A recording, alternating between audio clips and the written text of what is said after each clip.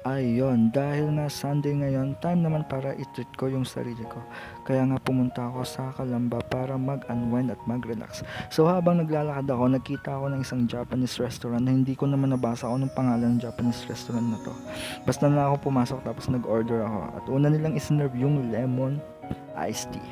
Tinikman ko na nga lemon iced tea kasi yun yung una nilang isinurb habang niintay ko yung aking main dish na in-order na sushi roll. So ayun na nga yung plating nila. Inaayos na nila pala yung plating, ayan na. Oh, wow, napakaganda naman ng plating nila. Oh. Kung makikita nyo yung wasabi, talaga namang green na green dun sa tabi. Tapos yung ano, yung kung nakikita nyo yung kulay pink, akala ko talaga nung kanina, nung tinitingnan ko yun, akala ko ano siya, bacon, pero nung tinikman ko, parang lasang luya. Oo, luya, parang ginger na ibinabad sa colored powder na pink, pero masarap naman siya. And una ko nang tikman ay yung wasabi kasi curious talaga ako sa lasa niya. Pero hindi ito yung first time ko nakatikim ng wasabi. Naalala ko na nagpunta ako ng Manila.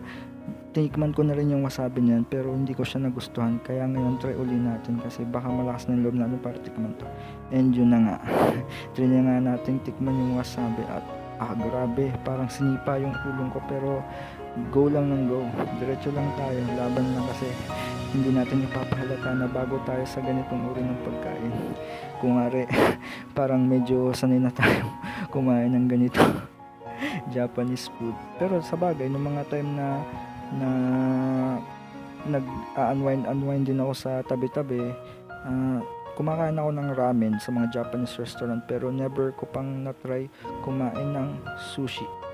Siguro sushi na ewan ko ba kung sushi ba yung kinain ko nung nakaraang pumunta ako sa sa isang lugar sa Manila.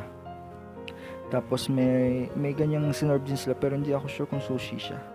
Pero ayan na nga, trinay kong kumain ng sushi dito kasi wala lang, trip ko lang. At yun, hindi na nga napigilan yung sauce. Tumulo na sa bibig ko kasi ini-enjoy ko nga yung pagkain ko dyan.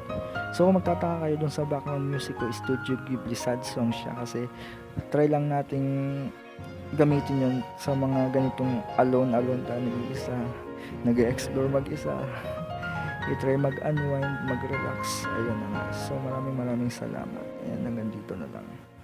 Yan.